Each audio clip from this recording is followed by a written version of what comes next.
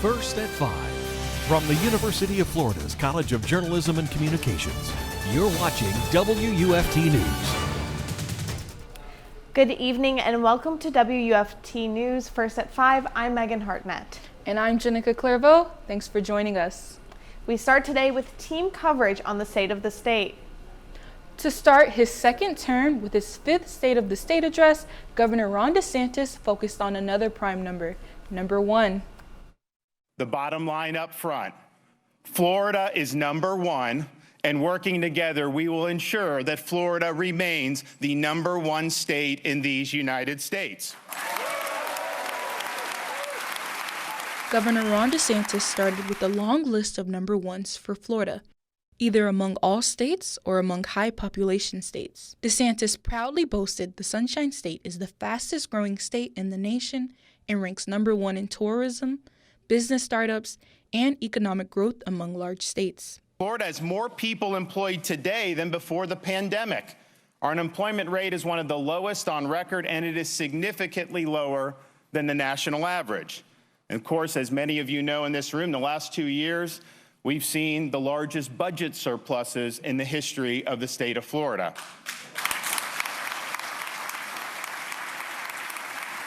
One of the biggest applause lines was DeSantis promising another tax cut package. Our $2 billion tax cut package is the largest tax cut package in Florida history. It will help many who need relief from inflation, especially our Florida families. By permanently eliminating sales tax on all baby supplies, diapers, wipes, clothes, cribs, strollers, we will be able to say that in Florida, having a child will be tax-free. We are proud to be pro-family, and we are proud to be pro-life in the state of Florida.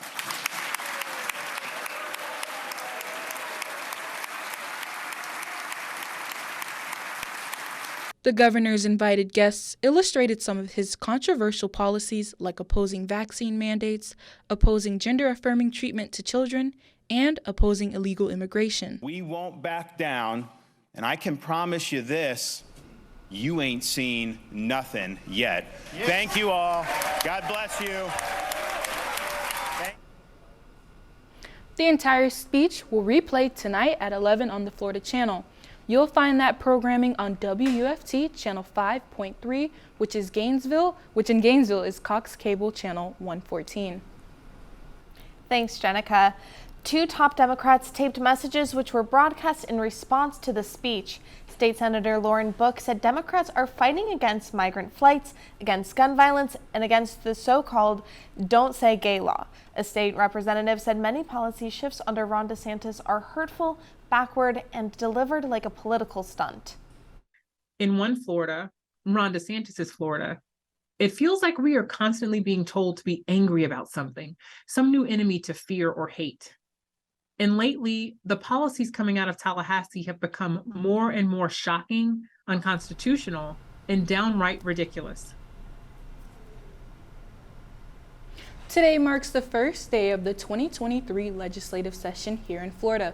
WUFT's Camila Pereira is live from the state capitol. Camila, what are some of the things that legislators are hoping to discuss in the next couple of months?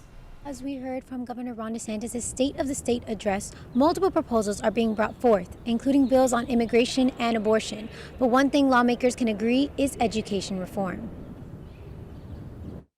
Bobby Payne is the Florida representative for District 20, and one of the things he's looking to push for, like his colleagues, is better access to education for families across the state. You heard the governor today in his comments in the joint session of where Florida stands.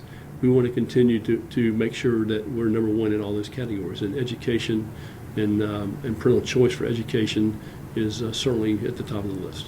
However, Republican legislators are also working to squeeze in other proposals within the reform, such as limiting teachings of diversity, equity, inclusion, and critical race theory in public schools.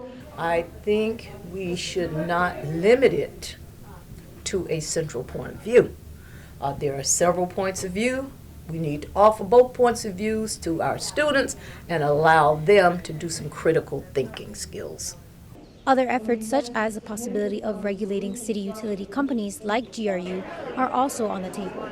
Florida Senator Keith Perry says he hopes it could help the city commission reconsider going into heavy debt contracts. I'm your state senator. I don't know what they're paying.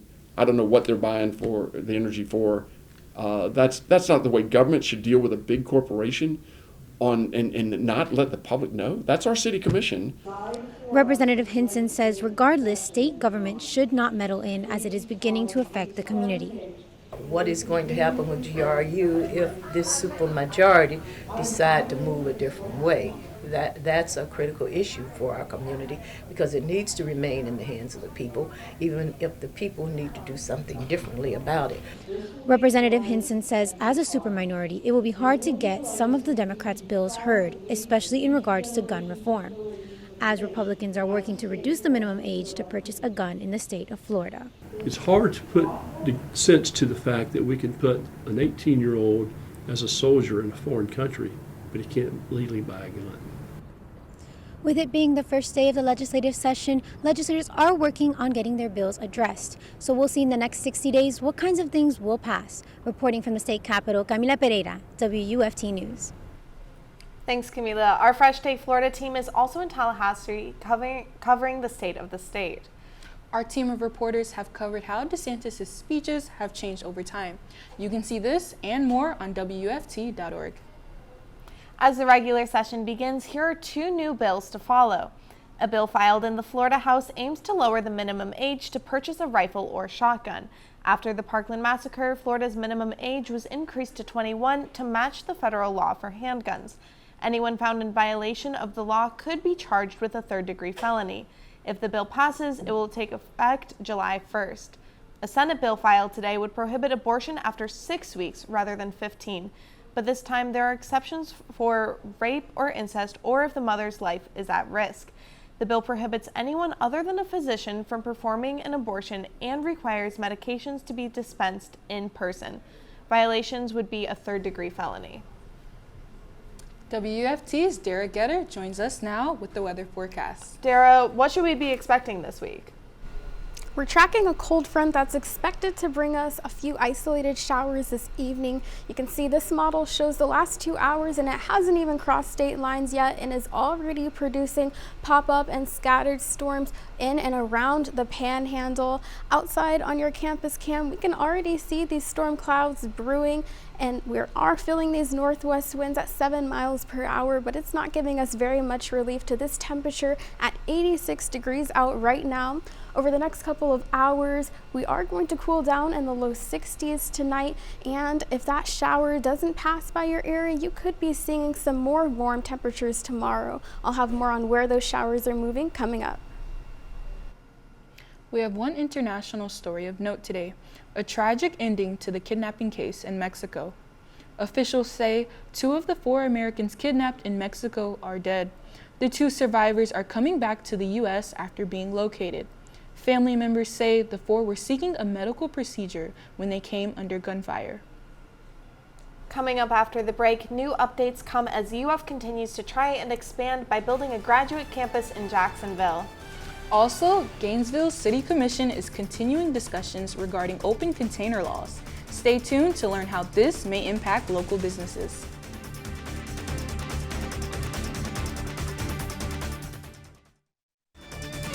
You're watching WUFT TV News.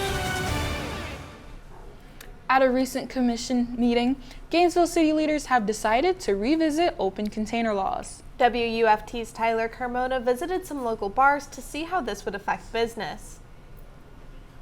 Thanks, Jennica. I'm here at Midtown Plaza, a popular hangout spot with a lot of foot traffic. Throughout the day, I've been able to speak to some bar owners to see how they feel about the matter.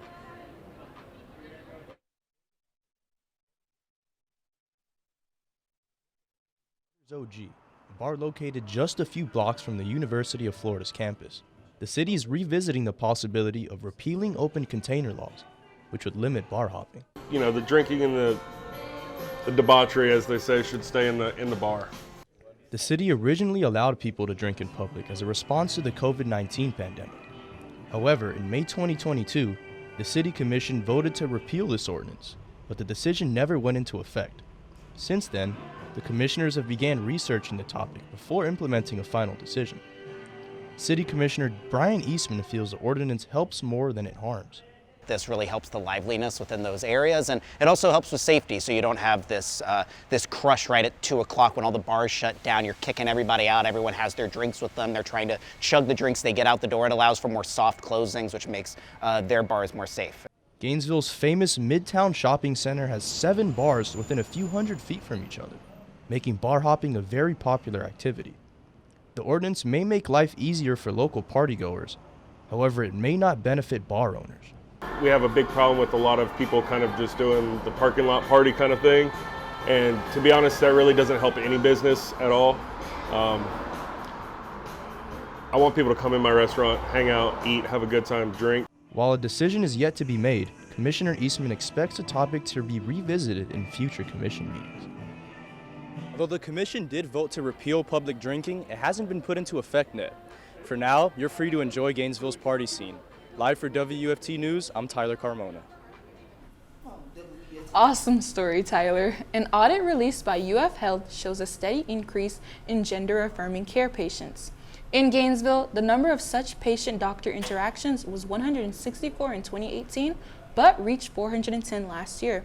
The state required the audit for all healthcare provided by the state's public universities. The potential UF graduate campus in Jacksonville takes another step towards approval. After nearly 2.5 hours of debate, the Jacksonville Neighborhoods Committee voted 7-1 to support the idea. The graduate campus would focus predominantly on being a health and financial facility. The one committee member to vote no cited concerns about the estimated cost. The Jacksonville mayor hopes to commit $50 million. Meanwhile, UF is seeking $50 million in state funding and hopes to raise another $50 million through private funding. All right, so an interesting fun fact, March 1st marked the first day of meteorological spring. I hope I said that right. Hard word. It may be that, but with the warm temperatures and everything, it's really starting to feel like summer. Oh, yes. Yeah, well, we are tracking a cold front, a series of cold fronts actually over the week that could bring us some cooler temperatures, but if we don't see these showers, then we could see some warm temperatures again next week. I'll have more on where these showers are moving when we return.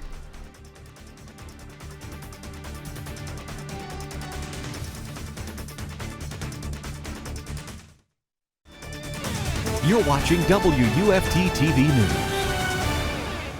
So far today, the highest temperature we've seen here in Gainesville at 87 degrees and the lowest high almost 80 near Crystal River. The temperature we saw this afternoon actually tied a record set in 1977, and these warm temperatures and droughts go hand in hand.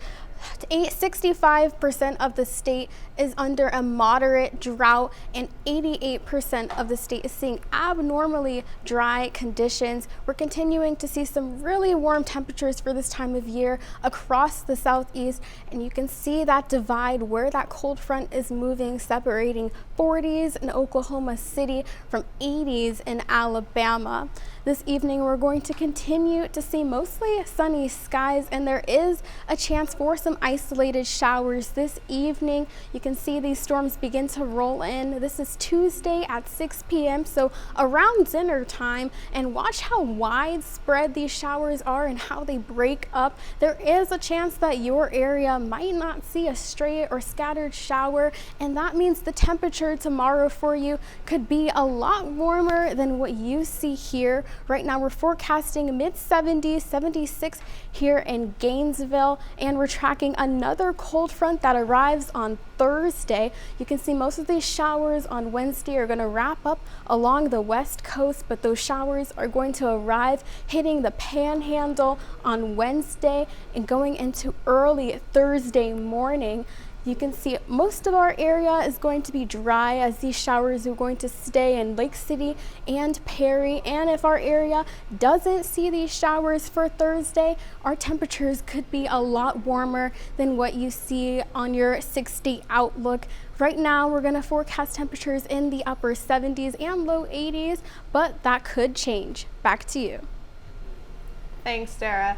Jennica, I gotta say that there might not be anything better than baseball season here in Gainesville. I wasn't able to make it to any of the games, but I saw that Florida defeated Miami over the weekend. Yeah, it was such a good series and a really big win for the Gators. If you stay tuned, you can find out more about their weekend victory. Stay with us.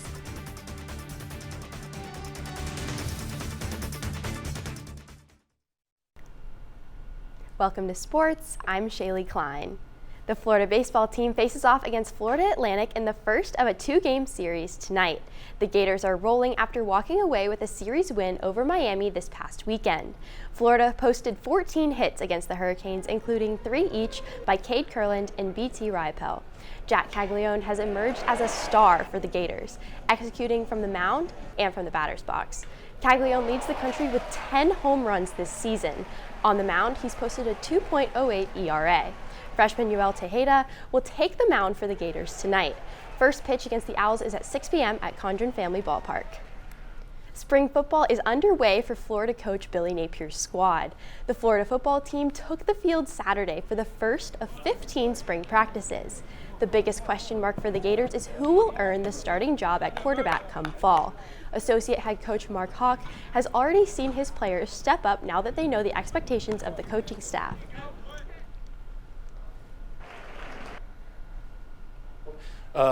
Now there's an understanding, right? And then once you have an understanding of how things are, the expectations, the standards, the players know us, we know the players, the strengths, the weaknesses, all those things. Now you're a little more of a skilled sailor, if you will, and you know when to push, you know when to pull back. So I think there's just a lot more awareness from the player level to the coaching level, and I think that just helps organization-wide, and that's why year 2 has been such a blessing. Also in Florida football news, multiple published reports say Russ Callaway has been promoted to tight ends coach. He would be filling the position of William Pegler, who left to join the Arizona Cardinals staff. The Florida softball team is playing its first home game in 17 days. Tomorrow's game against UCF begins the Gators' 10-game homestand. The Gators enter the matchup with a 14-3 record, while the Knights come in with a record of 10 wins and 12 losses. Florida's Kendra Falvey is leading the team with 22 runs and 24 hits. Meanwhile, Skylar Wallace has tallied 19 runs and 17 hits. The Gators and Knights will take the field tomorrow for a 7 p.m. start. The Gators men's basketball team is gearing up for the SEC tournament this week. Florida takes on Mississippi State in the second round of the tournament as 8 and 9 seeds respectively. The last time the Gators took on the Bulldogs, the game went down to the wire, with Florida pulling out a 61-59 victory. Florida was led by Colin Castleton with 13 points and Will Richard with 12 points. However, the Gators will be without Colin Castleton due to injury, so Florida will have to rely on other players to step up. In many NCAA tournament projections, Mississippi State is one of the last 4 teams in the tournament. Tip-off is Thursday at noon on SEC Network. Before we go, one last check on the weather.